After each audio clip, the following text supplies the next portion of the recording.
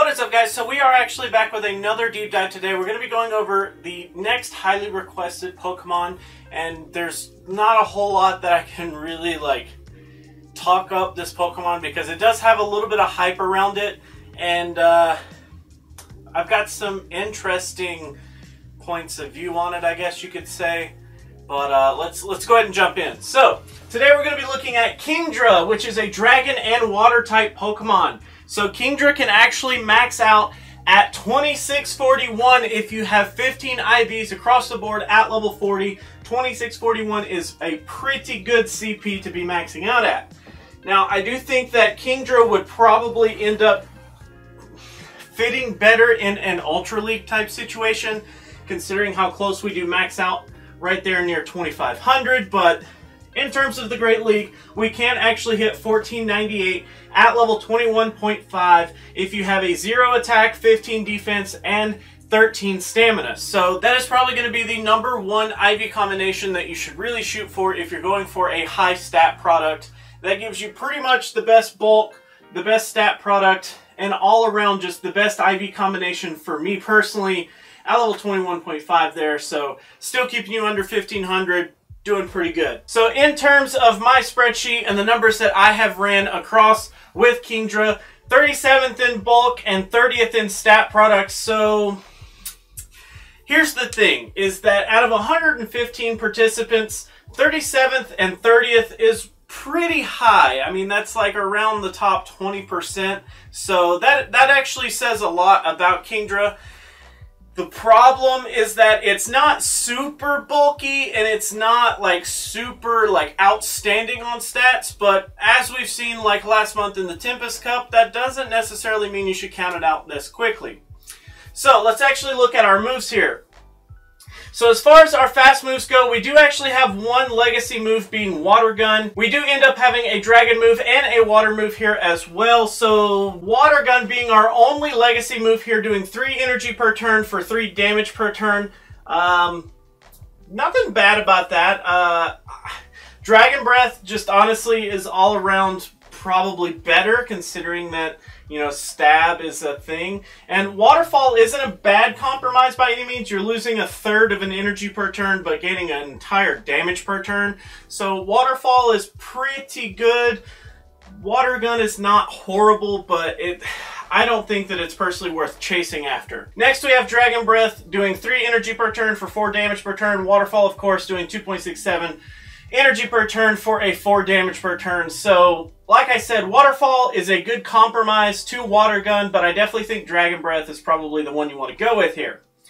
Next, moving on to our charge moves, we do have 3 charge moves, 2 of which are stab moves, and then we have a Lonely Ice move here. So, Hydro Pump costing 75 for 130 damage for a 1.73 damage per energy ratio. Blizzard being the Ice type move, 75 cost, 130 damage for a 1.73 energy ratio as well. And then Outrage being our only Dragon type charge move for 60 energy, doing 110 damage with a 1.83 damage per energy ratio. So as far as moveset goes here, there's not a whole lot of reason to use anything other than Dragon Breath on the fast move front, but I did run several scenarios between which charge moves you should run. It's kind of an interesting situation because if you ran with Hydro Pump and Outrage, you end up having the best possible outcome as far as percentage wins versus any other moveset that you have.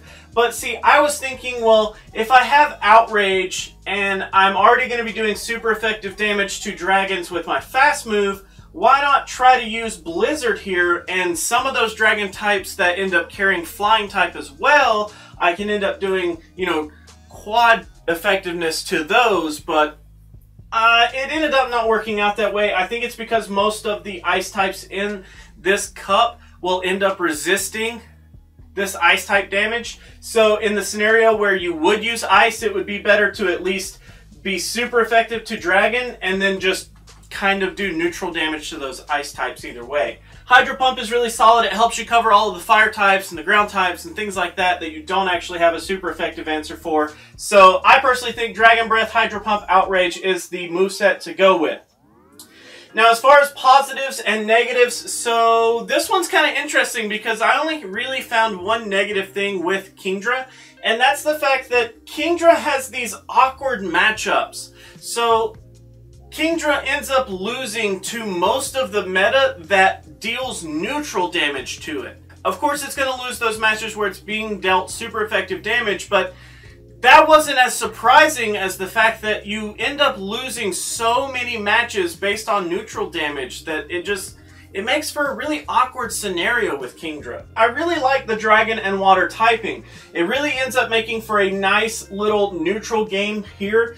Dragon and fairy are our only weaknesses, and then we actually resist fire, steel, and water. So you end up resisting quite a few things that are in the meta. The thing is, with ice types, you end up taking so much neutral damage. Ice type moves just generally have a really high damage output, and it just really ends up tearing Kingdra apart whenever you're throwing these high damage neutral moves at it. Of course, it's also going to lose the things that have access to dragon type moves. It does lose to certain matchups where fairy can be used, like Alolan Ninetales and Mawile, but basically, it just kind of like really becomes frail whenever it gets around things that can do neutral damage because it doesn't have an insane amount of bulk.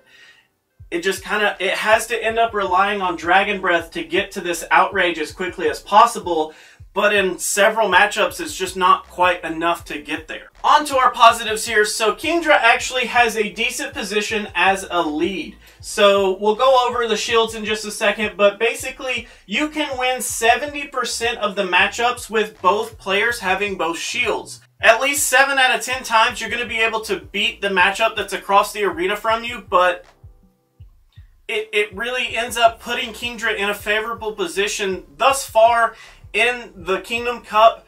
I mean, honestly, besides Lucario being probably the strongest lead out there, Kingdra's pretty freaking good at it. So I wouldn't sleep on the fact that Kingdra can actually do some pretty good damage as a lead. Next thing we have is actually Kingdra just ends up really shining whenever it comes to having shields in general. And to kind of iterate this point, let's just go ahead and move into shields. So in our shielding scenario, if we start with 0 shields versus 0 shields, so I don't have any shields, my opponent doesn't have any shields, how many matchups am I going to win? You actually only end up winning 47.4% of the time. You're in an unfavorable position against at least half of the Kingdom Cup whenever you go up against a Pokemon with 0 shields with Kingdra. So that's not super amazing, but it gets better from there. So in the situation where I have 2 shields and my opponent has no shields, you actually win 98.7% of the matches. So interestingly enough, you actually don't even lose that other percent.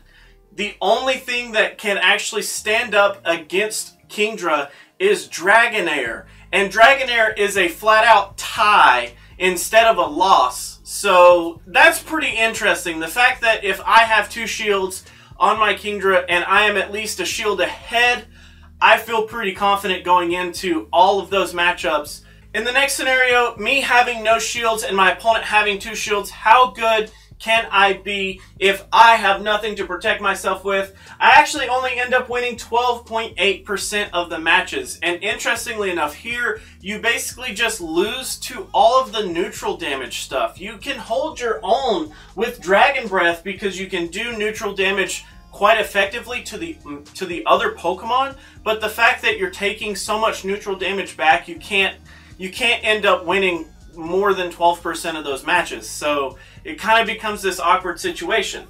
And then lastly, in a 2 versus 2 shield situation, being as how good am I as a lead Pokemon, 70.5% of the matches. That is pretty nice. The fact that you can win at least 70% is just, that to me, that says that, hey, I'm a really good lead. Now let's actually move on to our matchups. So in deep dives, what I usually do is I stick the Pokemon in question up against the top 10 bulkiest Pokemon in the cup. This one was kind of interesting. So we straight up lose to Steelix, Dugong, Altaria, Lapras, and Fortress. So some of those are kind of a given. The fact that we lose to Steelix, he can just end up pushing with Dragon Tail, and then he has options to hit us for neutral damage. Dugong can actually just hit us for ice type damage and do neutral the whole time. Altaria can actually hit us with Dragon Breath and then hit us with neutral damage. Lapras can just hit us with neutral damage. And Fortress, guess what, just hits us for neutral damage. So it's kind of in an awkward position where we just end up losing to a lot of neutral stuff. It's not that we get wrecked by, you know, like hardcore certain matchups and we just fumble. It's just that we're kind of in an awkward position to just lose to most of the cup neutrally, which is awkward. That's so weird. Next, we actually win against Registeel, Regice, and Torkoal, so those are kind of self-explanatory. Registeel, we can just literally beat him down with our Dragon-type moves. Regice, same kind of deal, we can beat him down with Dragon-type moves. And then Torkoal is an interesting one because we can just pretty much resist everything that he throws at us while doing at least Dragon Breath can take him down quite effectively, and then Hydro Pump can just basically clean him. So notice that we're still missing 2 matchups. That's because we actually end up tying with 2 of the bulkiest Pokemon here. So Bastiodon and Skarmory actually run into some issues tying with Kingdra, which I thought was interesting. So Bastiodon, of course, you know, we've talked about him. He's the bulkiest Pokemon in the cup, and he actually ends up tying against Kingdra. I was quite surprised by that. Skarmory is in a similar situation, so Skarmory just basically ends up doing neutral damage to us. We don't have anything to really punch Skarmory with. Our neutral damage plus his neutral damage just end up clashing, and we end up just tying after the match is done and over with. Lastly here, let's look at what does Kingdra actually need to be used for versus what just straight up counters Kingdra hardcore. So, as far as counters, it's basically, there's just a lot of bulky neutral threats out there. I wrote down stuff like Aggron, Melmetal, and Lucario. They all end up doing a really, really good job against Kingdra here. Aggron having access to Dragon Tail, and then having access to, you know, neutral type charge moves. Melmetal having access to basically neutral damage the whole time. And then Lucario, of course, you know, we've talked about Lucario. He's just nuts. And also, we're hardcore countered by a lot of ice types. So, Alolan Ninetales was a really good one. Of course, it does carry the fairy type as well, so it can do pretty good if you're hitting Kingdra for, you know, super effective damage. But things like Lapras and Abomasnow also have a really, really favorable matchup against Kingdra. So, it's kind of awkward, but you can pretty much counter Kingdra with very little effort. And I think that's kind of the downfall for Kingdra. But what if you are running Kingdra, what should you be using it for? So basically the only thing that Kingdra ends up being really, really good against is the fire-type Pokemon. Things like Torkoal, things like Camerupt, and Castform Sunny. It just really runs all over those. I did originally write down Dragon, but I had to mark it out.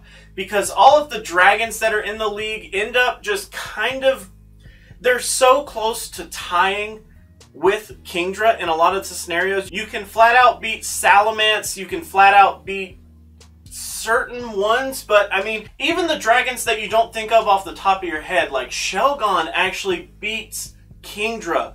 I mean, Altaria ends up beating Kingdra. So you kind of have like some crazy situations where dragons aren't really like a for sure target. You can do well against them, but I wouldn't say that it's such a clear-cut, like, easy win that, oh, they have a dragon, I need to throw out my Kingdra. It's not as simple as that. You really have to go a little bit further into it and think, well, what dragon are they running? Are they running Shelgon? Because I know Shelgon can beat me. Are they running Salamence? Because I know I can run all over Salamence. You know, it's kind of a little bit further than that. So I don't think that dragons should be a hardcore, like, purpose for Kingdra. I think the hardcore purpose for Kingdra should just be to take out the fire types. It just seems like that's the clear-cut way. So that is actually all that I have for Kingdra today, guys. Like I said, moveset, definitely go with Dragon Breath, Hydro Pump, and Outrage there. I think that's probably your best bet. It gives you the best win percentage amongst any of the other moveset combinations that I could find. And as far as like where you should use Kingdra, I really do actually like Kingdra as a lead. I think that up against 2 shields versus 2 shields, winning 70% of those matchups, you pretty much do good. You have a good lead. The problem is if they end up leading with Lucario, but that's basically going to be a scenario for everyone. Lucario seems to be the best lead in the cup right now, and it's going to be really, really tough to overcome that hurdle. I definitely like him as a lead. I definitely think that he's a good mid. As a closer, though, he's kind of wishy-washy, depending on what your shield situation is at the end of the match. If you have advantage on shields, he's a great closer. If you have disadvantage on shields, he's a horrible closer. So, I don't know. He's definitely either a lead or a mid to me. I wouldn't try to close with Kingdra. I would let Kingdra die probably as a mid or my second Pokemon before I end up closing with him. Now watch, I'm probably going to get stuck in a situation where I have to freaking close with a Kingdra. So anyways, that is actually all for today, guys. Thank you so much for watching. I really do appreciate everyone hanging out and watching the deep dives with me. If you, by chance, have a Pokemon that you're looking for a deep dive on, please comment down below and let me know what you want. I'm keeping a tally of all the Pokemon that you guys have commented, and I'm basically just going over which ones are the most commented, and we're kind of flooding those into videos. So, if you are looking for a specific Pokemon, please let me know, and I will get to it as quickly as I can. These do go up once a day, but I usually do record them a couple of days in advance. I'm trying to get ahead of schedule right now, so that way I can kind of not have to record videos on the weekend. Anyways, thank you so much for watching. If you like to like videos, make sure you do that. If you don't, you can be that guy. Otherwise, let me know what you have to say down in those comments below. And until our next video, I will catch you then.